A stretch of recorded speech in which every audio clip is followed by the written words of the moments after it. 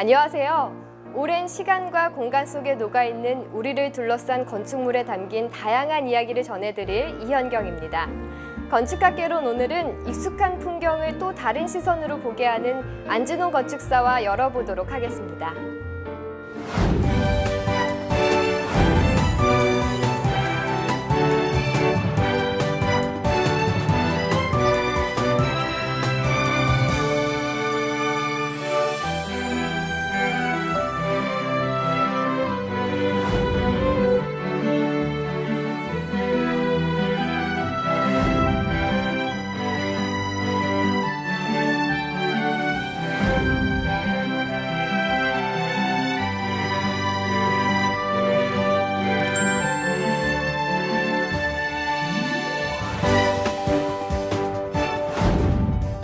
건축사님 반갑습니다. 반갑습니다. 안녕하세요.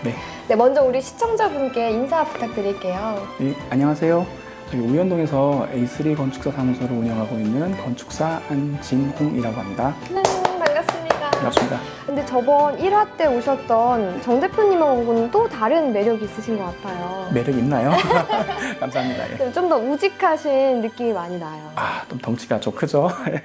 네. 근데 또 우리 네. 대표님도 예. 정 대표님 못지않게 16년간 건축을 하셨다고 들었어요. 건축가 졸업하고 대한민국 남자라면 가야 되는 군대에 다녀왔고요. 아유, 네. 2002년 월드컵 열리던 해부터 네. 건축가 사무소에 입사해서 지금까지 하고 있습니다.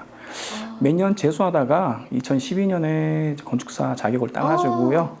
이제는 저만의 이제 건축 사무소를 운영하고 있습니다. 예. 그럼 건축사를 따시자마자 바로 포항에 와서 사무소를 차린 거네요? 네, 그렇죠. 예. 근데 포항을 고른 특별한 이유가 있나요? 이 프로그램 이름이 건축가 개론이죠. 예, 그 대학교 이제 건축가 들어가게 되면요, 1학년 네. 때 제일 처음 배우는 게 이제 건축가 개론이에요. 건축가 개론에 보면 거창하게 건축은 공간을 창조하는 일이다, 뭐 이런 말이 나와요. 그래서 건축물이라는 게 이제 공간에서 창조되는 거다 보니까 그 지역을 많이 알아야 되고 또 그 지역에 맞는 건축물을 지어야 되기 때문에 제가 서울에서 또는 대도시에서는 그쪽에서 자란 사람들보다 다 알지 못할 것 같아서 그래도 태어나고 자라온 포항을 선택하게 되었습니다. 이야, 그러면 20살 때 읽었던 딱 그 한 줄, 건축은 공간을 창조하는 일이다. 그걸 모토로 지금까지 하고 계신 거네요? 뭐 멋지게 이야기하면 그렇고요. 낭만있는 얘기예요. 어떻게 보면 가장 기반이 있는 곳에서 일을 시작하게 되었습니다. 그래도 아무리 고향이고 잘 아는 곳이라고 해도 어려움이 있었을 것 같은데요. 어려움 많았죠. 이게 TV나 매스컴에는 정말 건축 설계하시는 분들이 멋지게 나오잖아요. 너무 멋있죠. 멋지게 나오잖아요. 절대로 안 그렇거든요. 이게 사실 처음에 입사했을 때는 별보기 운동했어요. 별복이요? 예, 새벽에 나가서 새벽에 들어오게. 예, 그러니까 일에 지쳐가지고 잠들고 그랬었거든요. 그렇다고 급여가 세냐? 아주 박해요. 젊을 때는. 그리고 입사했을 때 나이가 28인데 그때 한참 연애할 나이잖아요. 네. 예, 소개팅하고 집사람하고 이제 연애할 기간에는 또 이상하게 일이 줄더라고요. 결혼하라고 했나 봐요. 예, 그래서 지금 또 집사람한테 그때 이야기를 하면은 속았다고 집사람이. 예, 지금 이렇게 바쁠 줄 몰랐다. 네, 지금 애들 육아라든지 뭐 이런 걸 전혀 안 하고 있거든요. 아유, 힘드시죠? 예, 그래서 그렇게 생각하고 아유, 있었어요. 그래도 일과 사랑을 두 개 다 잡느라 굉장히 고생하셨겠어요. 고생보다는 집사람이 또 고생했죠. 그런데 그런 어려움 속에서도 또 건축을 하셨잖아요. 네. 특별한 건축물, 뭐 나만의 그런 모토라던가 그런 게 있을까요? 모토라든지 아니면 모토라. 그러면 제가 16년 동안 네. 그 건축 일을 해왔지만 구분을 두 가지로 좀 나눌 수가 있어요.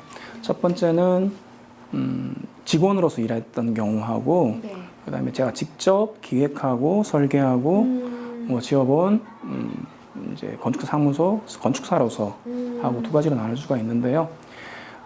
근데 제가 면허 딴 지 얼마 안 됐기 때문에 이제 그때보다는 직원일 때 거에 기억이 더 많이 남는 것 같아요.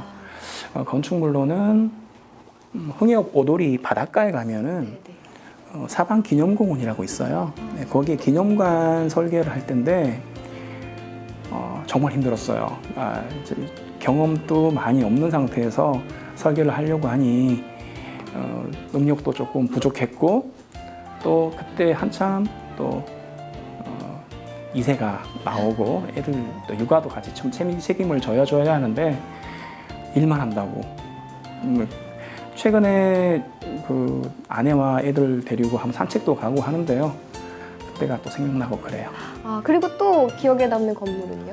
그리고 이제 건축사로서 이제 몇 년 되지는 않았지만 건축사 되고 난 뒤에 제가 직접 드로잉하고 계획했던 건축물로는 효자동의 밴드 오브 더 네이처 그리고 영일대 해수욕장에 있는 상가주택 이 정도가 좀 기억에 많이 남습니다. 상가 건물이네요. 네, 상가 건물. 상가 건물은 뭔가 산업적이면서도 네. 그리고 또 미적인 걸 두 개 다 해야 될 것 같은 그런 느낌이 드는데 네. 그런 고민들이 있진 않았나요? 고민 있죠. 그 근린생활시설이라 그러거든요. 뭐 일반인들은 아니 시민들은 상가라고 하는데 네. 상가는 어떤 경제적인 이득을 취하기 위해서 짓는 건축물이잖아요. 네. 그러다 보니 건축주분들께서 더 넓게, 더 넓게. 더 높게, 그다음에 더 싸게 아이고. 이 세 가지 주제로 건물을 많이 지으세요. 너무 좋은데요? 넓고 네. 높고 싸면. 근데 이제 그런 건물만 들어서다 보니까 네. 밖에 나가시면 보시겠지만 천편일률적인 건물들만 있어요. 효자동에 있는 건축물이 양덕에도 있고 양덕에 있는 건축물이 또 우연동에도 있어요. 맞아요. 예, 특히 구획정리지구가 땅 모양이 비슷하다 보니까 그런 건축물들이 많이 생기거든요. 근데 하지만 외국에 나가 보시면은 요즘 외국 자주 나가시잖아요. 그쵸, 예, 그러면 거긴 더 똑같아요. 맞아요. 더 똑같아요. 하지만 외국 건축물을 보고 저희가 얼굴이 찌푸리지는 않거든요. 와라고 하죠. 거기 이유를 찾아보면은 통일성인 것 같아요. 저희는 통일성이 없이 똑같지만 거기는 하나의 통일성을 가지고 똑같은 건물이 보이는 거거든요. 거기서 저희가 미를 찾아야 되는지 미를 찾으려고 그러면 아무래도 공간적인 손해라고 해야 되나 아니면 양보를 해야 되거든요. 그런 부분을 건축주분들을 설득하기가 쉽지가 않습니다. 설득에 성공하셨나요? 가끔 설득하면요 건축물이 좋게 나오고 설득 못하면은 그냥 비슷비슷한 건물이 나와요. 하긴 그런 부분은 그러면 포항에 있는 모든 건물을 만약에 하게 되신다면 그러면 외국처럼 되는 건가요? 생각만 해도 벅찬데요. 그럼 정말 좋겠네요. 네. 도시에도 관심이 많으시고 건축도 되게 세심하게 하시는 것 같은데요. 일괄되게 넣는 메시지가 있나요? 일괄되게 메시지를 넣고 싶은데 네. 조금 전에도 말씀드렸다시피 건축주를 설득을 하면은 그렇게 할 수 있는데요. 메시지라고 하니까 조금 거창하게 얘기하면 제 건축 사조라고 말씀드려야 되나요? 네. 그러면 비우는 거예요. 이게 저희가 건축이라는 게 공간을 창조하는 일이라고 아까 조금 전에 말씀드렸는데 그것처럼 공간을 만들려고 그러면은 비워야 되잖아요. 그래서 가급적이면은 자연에 보이는 그런 형태, 튀지 않는 그런 사각이나 원형이나 이걸 그대로 사용해서 건축물을 설계하려고 노력하고 있습니다. 그럼 이 메시지가 좀 더 많이 담긴 것 같다는 생각이 드는 건축물은 어떤 게 있을까요? 아직까지는 뭐 그렇게 되는 건축물은 없는데요. 그래도 좀 가까운 건축물은 저기 영일대 해수욕장 쪽에 있는 그 상가주택인데요. 네. 그 건축물을 설계할 때 사실 이 건축물은 일반인들도 설계할 수 있어요. 제가 특별한 제가 뭐 들어간 게 아니라 대지라 그러죠. 땅 모양을 그대로 평면화 시켰어요. 그리고 그 1층을 2층에 올리고 2층을 3층에 올리고 3층을 4층에 올렸는데 그럼 일반적인 건물이 되겠죠? 근데 거기서 층별로 약간씩 어긋나게 만들다 보니까 그 자체가 그냥 조금 다른 인면이 되고 건물의 형태가 되더라고요. 건축 일만 하시는 게 아니라 지역사회를 위해서도 활동을 하신다고 들었어요. 지역사회라 하니까 너무 거창하고요. 한 2년간 그 대학 강단에서 건축 기초 관련된 강의를 했었습니다. 건축의 지식은 책에 나오잖아요. 네. 그래서 저는 지식을 전달하기보다는 제가 16년간 이제 건축과를 졸업하고 또 직장 생활을 하고 또 창업을 하고 이런 과정을 후배들에게 조금 알려주고 싶었어요. 그런 걸. 그래서 너무 알짜 수업 아닌가요? 어떻게 보면 또 대학에서 너무 실무적인 것만 가르친다고 할 수도 있어요. 예, 그런 걸 했었고 조금 보람 있는 일이라고 하면 작년 11월 15일 날 포항에 지진이 있었잖아요. 네. 예, 이게 건축물이란 게 지진에 아주 연관되어 있지 않습니까? 예, 그래서 그 지진 피해 조사를 한 열흘 이상 제가 생업을 접고 좀 다녔어요.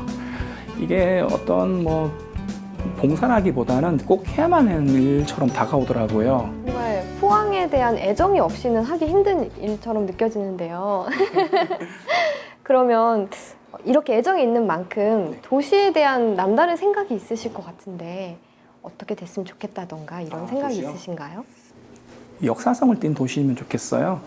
역사성을 띈 도시라기보다는 역사성이라 그러니까 너무 거창하게 들리는데 경주나 부여처럼 네. 뭐 문화재가 있는 도시를 원하는 건 아니고요. 또 그런 걸 뜻하는 건 아니고 오래됐다고 해서 무너져 철거를 하고 또 새로운 건물 짓는 게 조금 아쉽더라고요. 그래서 조금은 현대와 과거가 공존하는 그런 도시가 있었으면 좋겠고 너무 화려하기보다는 단순함 또 자연에 있는 모습을 그대로 나타내고 주변 환경에 거스르지 않는 이런 건축물이 존재하는 도시였으면 좋겠습니다.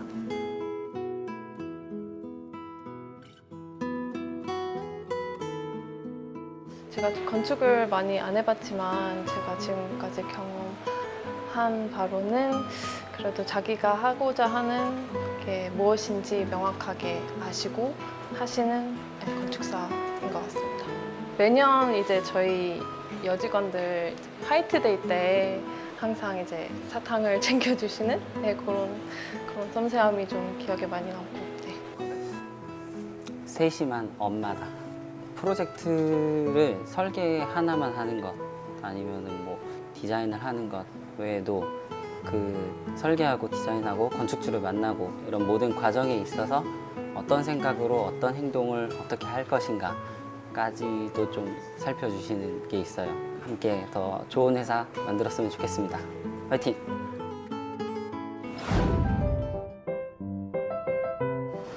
대표님, 와 나오니까 어떠세요? 오늘 날씨 되게 화창하고 좋은데요? 진짜 네. 오늘 햇볕이 너무 좋아요. 그리고 또 저희가 지금 밴드잇 네이처를 보러 가고 있잖아요. 직접 설계한 건물을 보러 가는 느낌은 어떤 느낌이에요?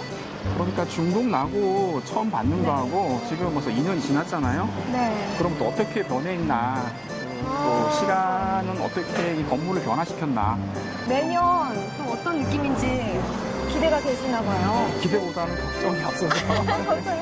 아, 물가에 내놓은 아이 보는 느낌 그런 느낌인가요? 그런 느낌이에요. 저 왔나 봐요. 저건가 봐요. 네, 맞습니다.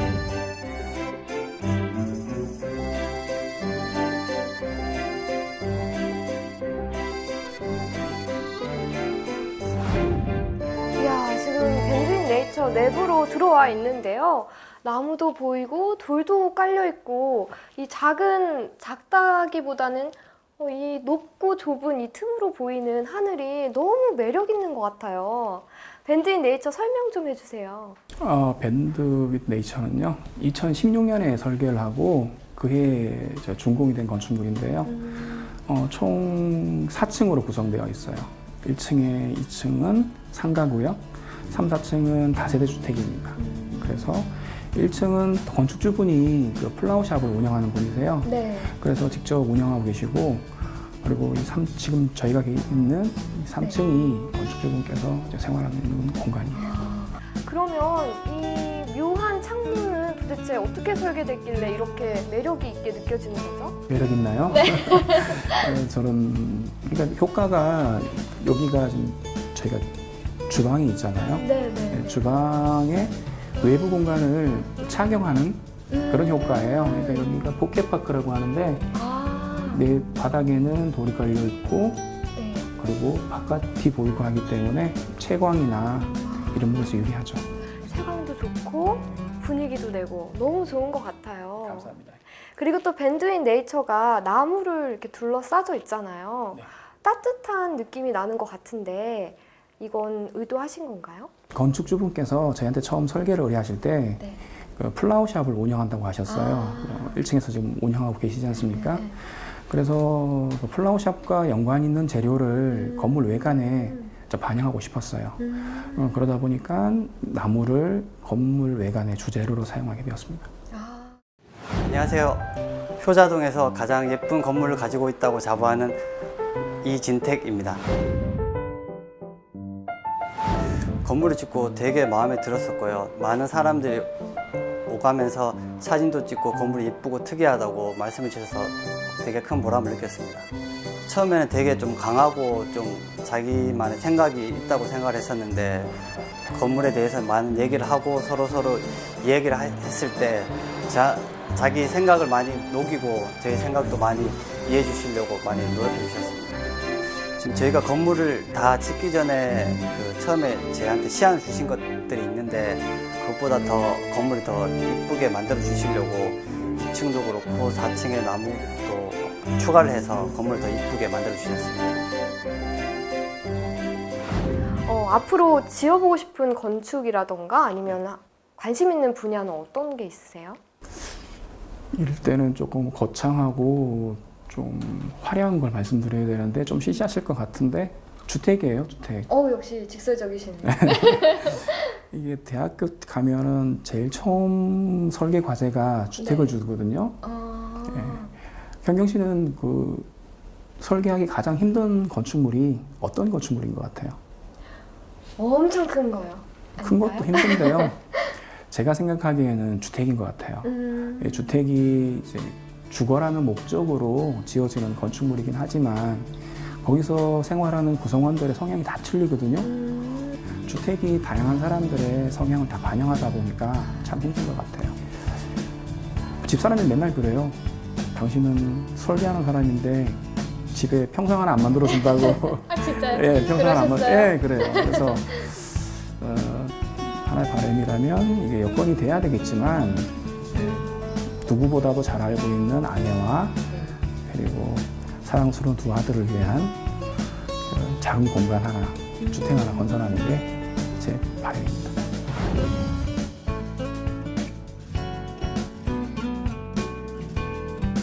진짜 사랑하는 가족분들과 함께 정말 예쁜 집에서 좋은 꿈 앞으로 더 많이 펼치셨으면 좋겠습니다. 항상 응원하고요. 인터뷰 감사합니다. 사람들에게 감동과 환희를 선물해주는 공간이 되는 건축물. 여러분에게 소중하고 아련한 추억이 있는 곳은 어딘가요? 바쁜 일상 속에 힘이 되는 공간을 찾아 삶의 여유를 느끼시길 바라며 건축학개론 여기서 인사드리겠습니다. 저희 건축주의 얘기를 많이 들어주시고 참고해 주셔서 너무 감사드리고 저희 생각보다 더 이쁘고 훌륭한 건물이 나와서 저희도 되게 감사하게 생각하고 있습니다. 항상 감사합니다.